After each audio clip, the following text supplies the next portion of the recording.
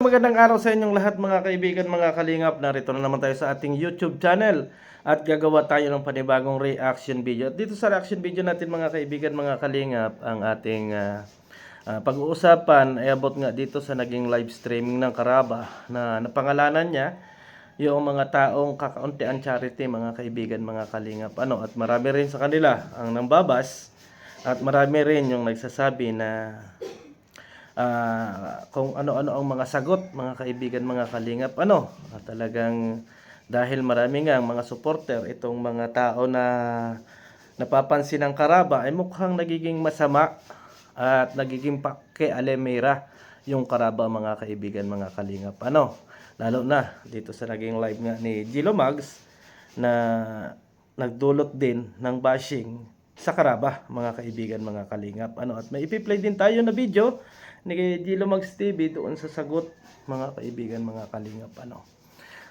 At yan po yung ating magiging topic for today. Pero bago yan, i-shoutout muna kay Kuya Bal Santos Matubang, Kalingap Rob and Atid na, at sa lahat ng ating mga viewers. Mega love shoutout po sa inyong lahat. Kay Gisa Bicolana, Ate Bico Considerate, Mami Stikayons, and King Vlog 1991, mga kaibigan. Pakisuportahan po ang kanilang mga YouTube channel.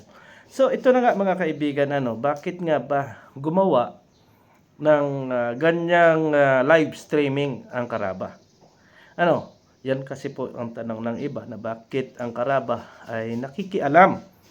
Nakikialam sila dahil pinakikialaman nila yung mga kakauntian charity vlog, mga kaibigan, mga kalingap.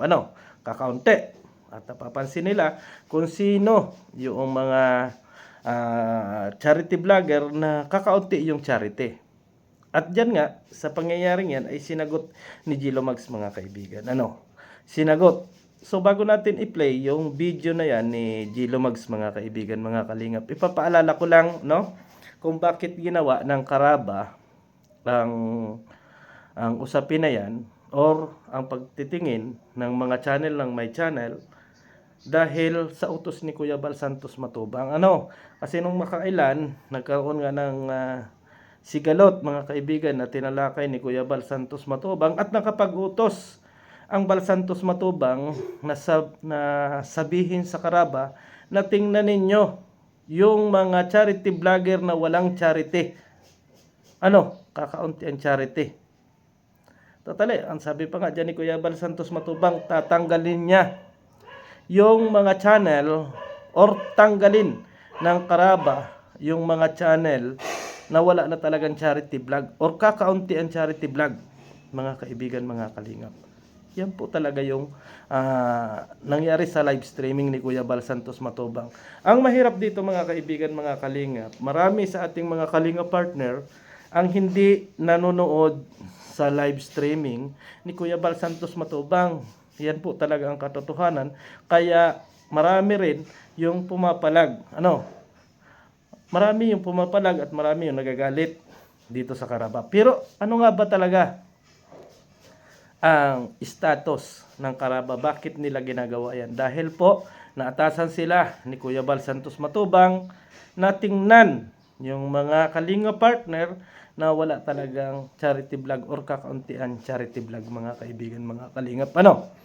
Sana irespeto po natin kung ginagawa nila yan sa kanilang mga YouTube channel at sa kanilang live streaming. At doon sa mga viewers, mga kaibigan, mga kalingap, tingnan ninyo, ito yung nasabi ko, tingnan ninyo yung mga iniidolo ninyo kung may charity pa ba o wala na. Huwag nating kampihan kung alam natin, mga kaibigan, na yung pinasok nilang goal bilang isang charity vlogger ay hindi na nila nagagampanan. Pakitingin lang. At wag agad tayong mambas doon sa ginagawa ng Karaba, mga kaibigan, mga kalingap. Ando na tayo yung specific na sinasabi natin na wala talagang kakaunti talaga ang views, mga kaibigan, mga kalingap, pagdating sa charity. Pero ano nga ba yung required, mga kaibigan, mga kalingap? Kasi nung last meeting kasi namin na ginawa, na hindi na natapos-tapos, about sa charity vlog, mga kaibigan, ano po yan, sa 1 month ay napakababa po nung ano natin, 3 to 4, 5 na charity vlog ang gawin ng isa charity vlogger para sa ganun ay masabi pa rin na charity vlogger. Ano? At alam na alam niya ni na Kuya Mel ni na, kung ano yung mga ng charity vlog. So, kaya naman ito yung nagawa ni Kuya Bal na mag-utos ng ganito kasi nga ang sabi ni Kuya Bal, marami ang mga charity vlogger na may mga sponsor na wala namang charity vlog. No, ibig sabihin, tinutulungan lang nila yung kanilang mga sarili at hindi nila itinutulong yung ibinibigay ng sponsor. Kaya nga sabi ni Kuya Bal, tingnan ninyo kung sino yung charity vlogger na walang charity. Kasi kawawa naman yung mga na nagcha-charity talaga, katulad na lang mga kaibigan, mga kalingap ng mga nasa landing pad. Ito na lang, kwento ko na lang si Ate Rose. Si Ate Rose hanggang ngayon po mga kaibigan, mga kalingap, minsan lang sumahod dyan sa kanyang YouTube channel. Pero nagagawa pa rin nilang makatulong or makapag-scout sa kanilang mga YouTube channel. Sina Pastor Jay Morelo, si Jose Adreno. Alam natin mga kaibigan, mga kalingap, na bagsak ang kanilang mga YouTube channel. Pero nagagawa pa rin nila na makapag-scout at may upload sa kanilang YouTube channel. Mga kaibigan? 'Di ba? So, kung pagbabasihan natin mga kaibigan, mga kalingap, yung ginagawa ng mga talagang charity vlogger, yung mga nasa landing pad at saka yung mga napapansin ng karaba ay talagang malaking usapin kasi nga ang views lang ng mga nasa landing pad, mga kaibigan, mga kalingap, at kung sumahod dyan more than 3 months to 2 months, ang kanilang sahod sa YouTube channel. Talagang walang-wala talaga. Yan po yung ating masasabi. At dito naman sa atin na nandito sa Dait ay medyo malaki-laki naman yung views, mga kaibigan, mga kalingap. Pero ano ba talaga yung specific na pagiging isang charity vlogger? Halimbawa, katulad niyan, kung si Gilo Mags ay kasama ni Kalingap Edo or ni Papa Edge, mga kaibigan, mga kalingap, at na-declare na ni Papa Edge na si Gilo Mags ay talagang lagi niyang makakasama-sama, ay hindi po natin pwedeng paghanapan ng maraming charity vlog si Gilo Mags. Kung halimbawa talagang siya na po yung kanang kamay ni Papa Edge or kinuha ni Papa Edge na magiging kasama-sama niya pang araw-araw, hindi po natin mahahanapan ng talagang maraming charity vlog yan kasi siyempre uunahin ay pagsama kay Kalingap Edo at yun ay kasama na rin pagcha-charity vlog. Pero kung may time lang sila na pinasasama, hindi naman limited yung kanilang pagsama or may ay talagang mahahanapan ng pagcha-charity itong si Gilo Mags, mga kaibigan. Mahahanapan at mahahanapan kasi nga charity vlogger. Charity vlogger, huwag kayong magalit sa akin. So dito sa ipi-play nating video, pero parang hindi maganda, Hindi maganda, mga kaibigan, yung naging sagot dito ni Gilo Mags. So panoorin natin, mga kaibigan, mga kalingap. Kay Gilo Mags TV, medyo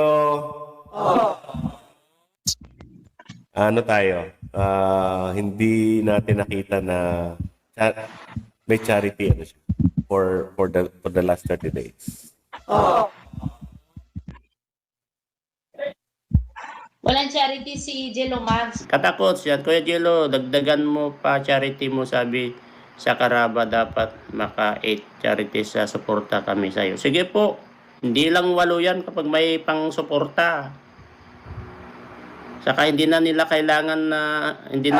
nila ako kailangan utusan sa about sa pagcha-charity ko. Alam ko naman ang pagcha-charity. Walang dapat walang dapat mag-utos sa akin. Kasi kwako yan. Yan ang isa na kwako. Walang kahit sino mag-utos sa akin. Alam ko ang ginagawa ko.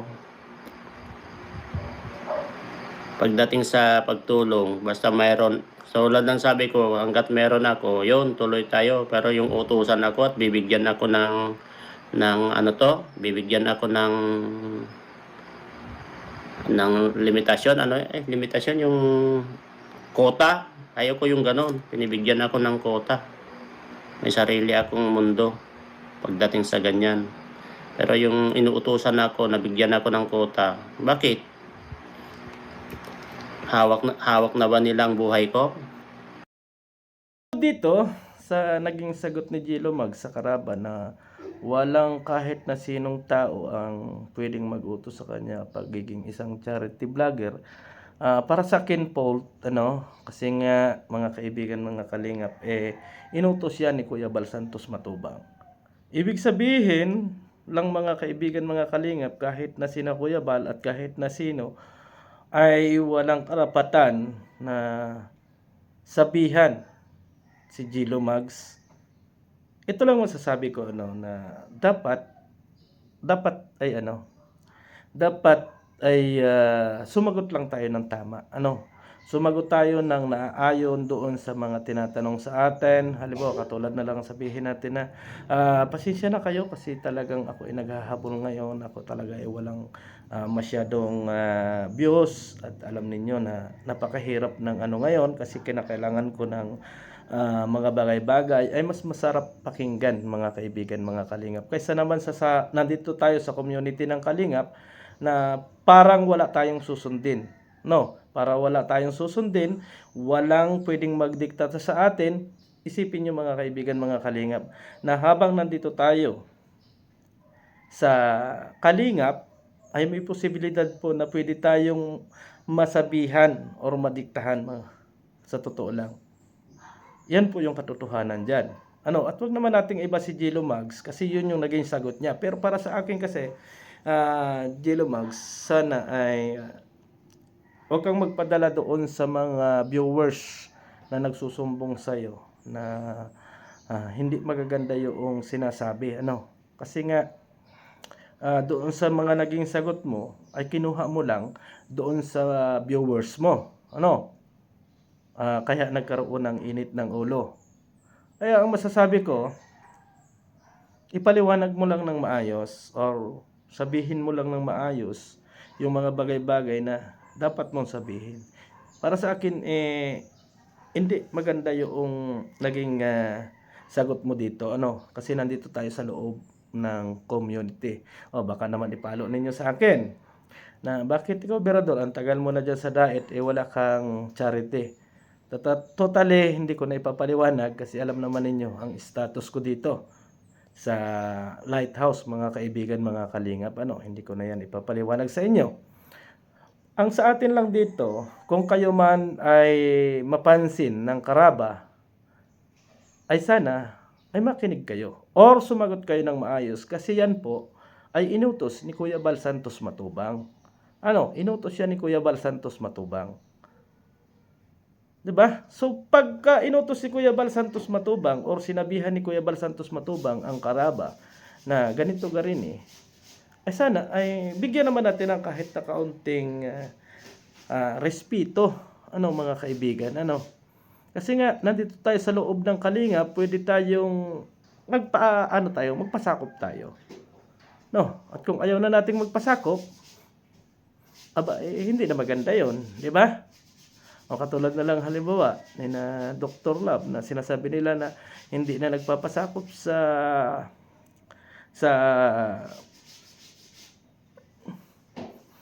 kalingap, tayo na ng mga kanya-kanyang community. Malalaki na kayo Yun yung nakikita natin. Pero alamin natin kung ang isang Dr. Lab at Redsin ay hindi na talaga nagpapasakop dito sa kalingap para masabihan natin na magtayo na kayo ng community ninyo.